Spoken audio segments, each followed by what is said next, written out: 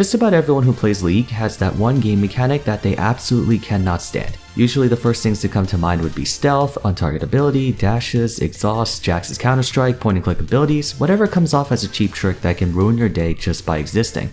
All of those are pretty valid responses, but there's one mechanic in the game that a lot of players despise. They just don't really think about it, mostly because they can't see it, literally. Today's topic of discussion will be about traps in League of Legends, a mechanic that is rarely explored, and for good reason. Among the hierarchy of toxic mechanics, this one sits rather low because there aren't that many champions in the game who have it, and it's been phased out overall, give or take. What's strange is that for a game so predicated on positioning, you would think it would be more omnipresent throughout the roster. Right now, there are 5 champions in the game who have the ability to lay traps on the ground. We have Caitlyn's Yordle Snap Trap, Jhin's Captive Audience, Nidalee's Bushwhack, Shaco's Jack in the Box, and Teemo's world-famous Mushrooms. This probably goes without saying, but traps in League of Legends are like traps in any other game. Entities placed on the ground, usually hidden from sight, and are triggered when stepped on to the detriment of whoever stepped on it. The level of impact ranges from a mild inconvenience to extremely deadly, especially for squishy targets, so let's run through each one at a time. Caitlyn's Yordle Snap Trap is the only one of the 5 that is visible to enemies. She can store between 3 to 5 of them at any given time, and they last 30 to 50 seconds, both parameters increasing with ability rank. As for what it does, the enemy that steps on the trap is rooted for 1.5 seconds and revealed for 3 seconds. The trap itself doesn't grant vision, but pretty much every trap grants sight of whoever triggered it, so it can be used as a way to acquire extra vision control. Also, during the 3 seconds they're revealed for, Caitlyn instantly primes her headshot passive and deals subsequent bonus damage if done in this way.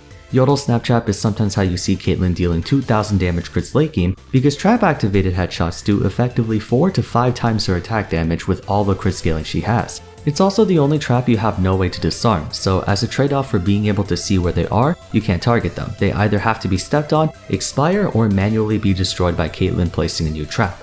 Jhin's Captive Audience would be arguably the most confounding trap of them all. It has a few subtle yet important details that not many people know about because the trap itself is pretty innocuous. Like Caitlyn's traps, Jhin periodically stores charges of his lotus traps, up to a maximum of 2. Placing them on the ground causes them to become stealth after 1 second and lasts for 3 minutes, granting sight within its radius even after being placed. When triggered, it grants sight of all nearby enemies for 4 seconds, slowing them for 2 before exploding and dealing magic damage to anyone caught in it. There's also 2 other properties tied to it. The first one is that anyone who Jhin scores a takedown on spawns a lotus trap under them, and stepping on the lotus trap also marks them for his deadly flourish passive to apply the root. The interesting thing about Captive Audience is the damage from each lotus, 260 base plus 120% total AD and 100% ability power. I'm sure by now all of you know that Jhin trades speed in favor of power, and it's not uncommon for him to reach over 600 plus attack damage in the late game. This means if you were to take the brunt of the explosion head on, you could receive well over 1000 magic damage, far exceeding the potential output of even Teemo's Mushrooms.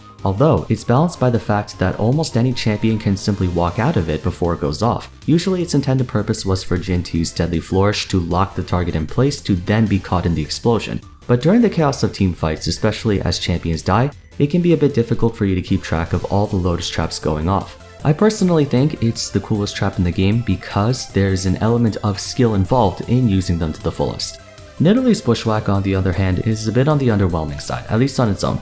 The trap takes 1.5 seconds to arm and lasts up to 2 minutes, granting sight within the radius, invisible just like Captive Audience as well. Triggering the trap inflicts minor damage over time to you, almost negligible, but the real effect is that it activates her prowl just as if you were hit with Javelin Toss. It's another way for her to enhance her Cougar form's attacks in case you're bad at landing her spears. There's not that much else to say about it though. I should mention by the way that all traps except Caitlyn's can be disarmed if revealed with a control ward or oracle lens. You can basic attack to get rid of them just like wards. But yeah, Bushwhack is only really designed to trigger prowl and doesn't have any big effect to worry about apart from a tiny bit of damage.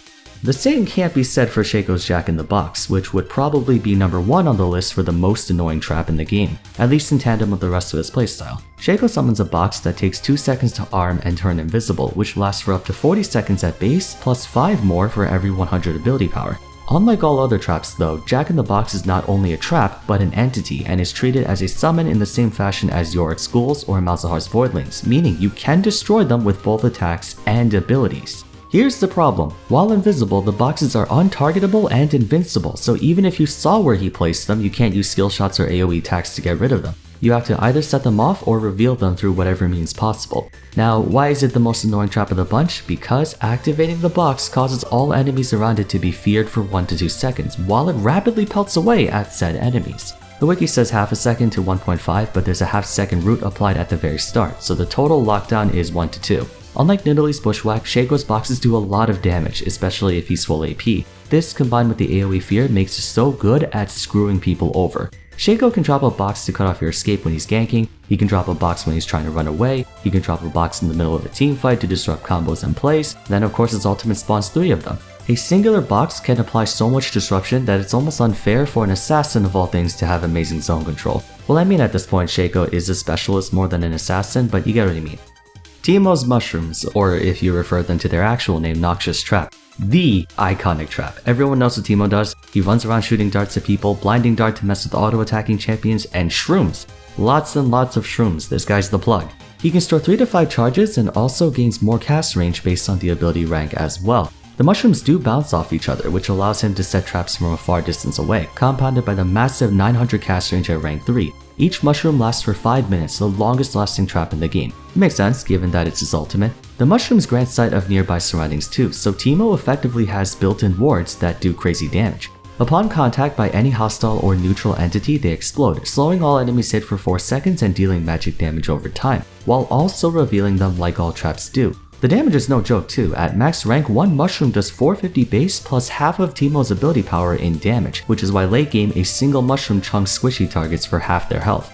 Very deadly, and it all comes from a hamster who can't seem to stop smiling. Now there are abilities in the game that may be mistaken as traps, either because they trigger upon being stepped on or last a long time and have the same zone control properties and such. For instance, Maokai's sapling toss theoretically could be thought of as a trap because it remains inactive until someone walks within range. Or Jinx's flame chompers are traps in the very literal sense of the word. I think the reason they're not considered traps is because saplings are more akin to summons and those flame chompers are active effects, which I'll get into later. If you remember what I said at the start of the video with how traps are a mechanic that's not explored very much, it's because of the way they're used in League of Legends is not as well thought out as in other games in both conceptual and practical ways. So I came up with 5 issues surrounding them that explain why it's a good thing that Jhin was the last champion to come equipped with traps. 1. They're the most hit or miss mechanic in the game. Literally. The impact of traps is determined by whether they're activated or not. You can have an entire minefield set up during a team fight, but if by some cosmic alignment of luck the enemy team doesn't step on any of them, they're useless. There are spots on the map where strategic placement of Teemo mushrooms or Caitlyn traps can effectively block the enemy from passing through, or at least without consequence, but those areas are also frequently the most warded and where most players are aware of the possibility that they might be dangerous. What separates traps from active effects like skill shots or abilities is that the threat of the attack itself exerts pressure.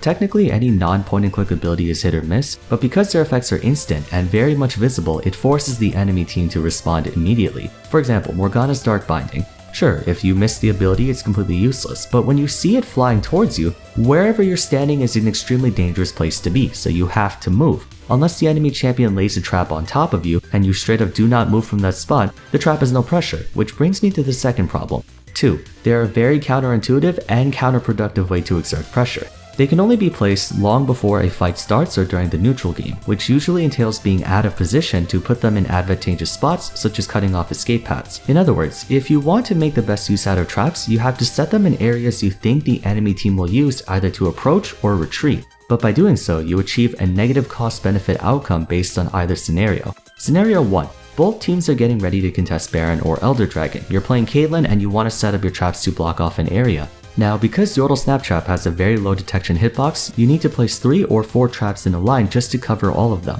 which exhausts your entire supply. Thing is, there are 6 entry points into the Baron and Dragon bits, 1 directly from each lane and 2 from each jungle. One other thing, traps have a short cast range, so to place them in a good spot ahead of time, you risk face checking wherever you're trying to put them. Scenario 2, a team fight breaks out and everyone's going crazy. You obviously can't go and place traps to cut off escape routes because your teammates need you in the fight right now. Should you decide to set your traps in the middle of the battlefield, the entire enemy team will now be able to see you drop mushrooms, boxes, or bushwhacks, so you lose the element of stealth, reducing the chances of enemies stumbling upon them. Don't get me wrong, traps are incredibly useful tools for psychological warfare. Heaven knows the anxiety ADC mains go through when there's a fed Teemo on the enemy team. One wrong step and half your HP is gone in the blink of an eye. but that only happens in a very specific scenario where they're not really all that necessary to begin with.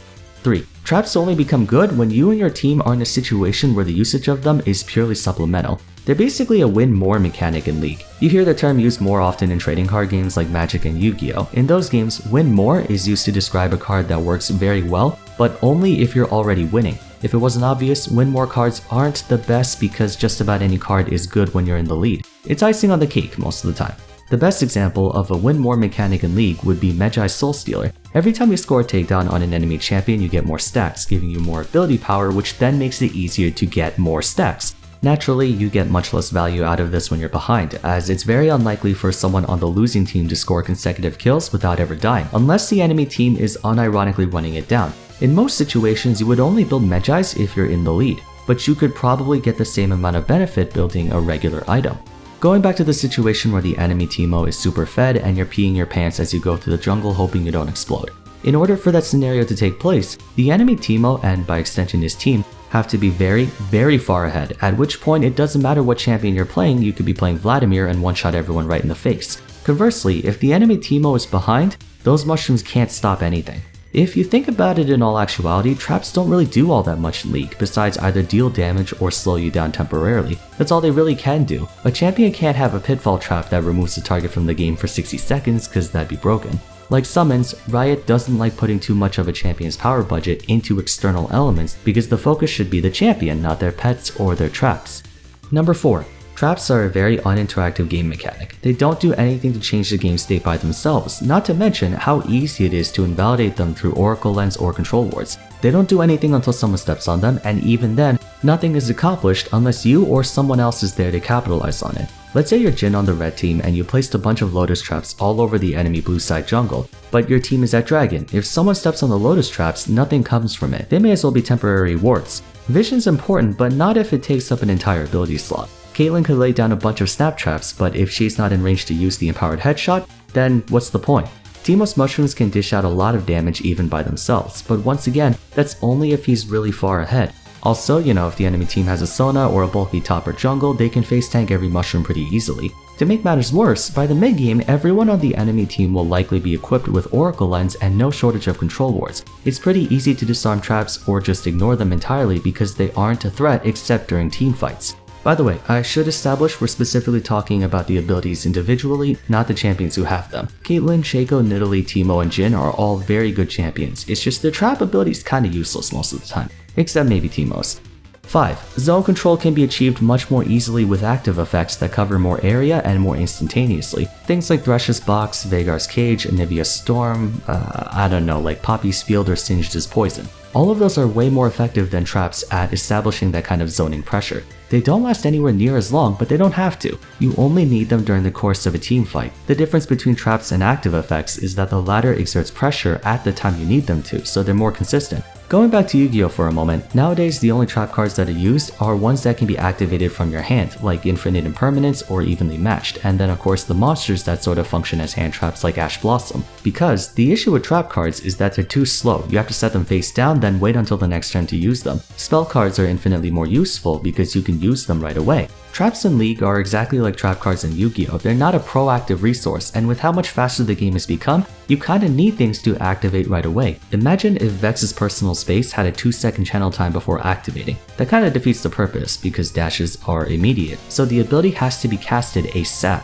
All in all, traps are just not very good abilities. They don't feel rewarding to use, nor are they that useful to begin with. I did say that out of the 5, Jhin's captive audience is by far the best designed one because it has some interactions with it, like spawning a trap right on top of an enemy champion when they die. But it's still somewhat of a useless ability, no one freaks out over them. I know some of them are integral to their respective champions' playstyles, so it wouldn't be a good thing to remove them entirely. But I personally believe it's a good thing that Jhin was the last one to have traps, and they sort of stopped adding them to new champions.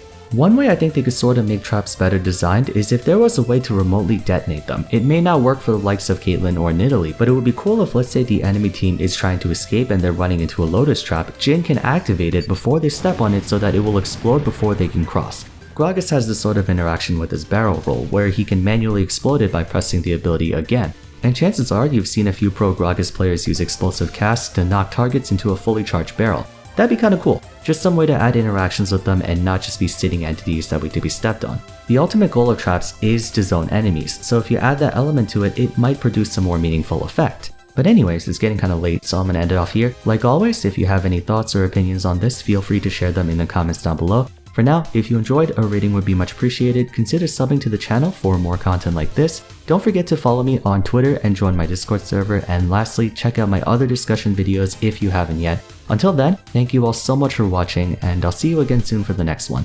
Take care.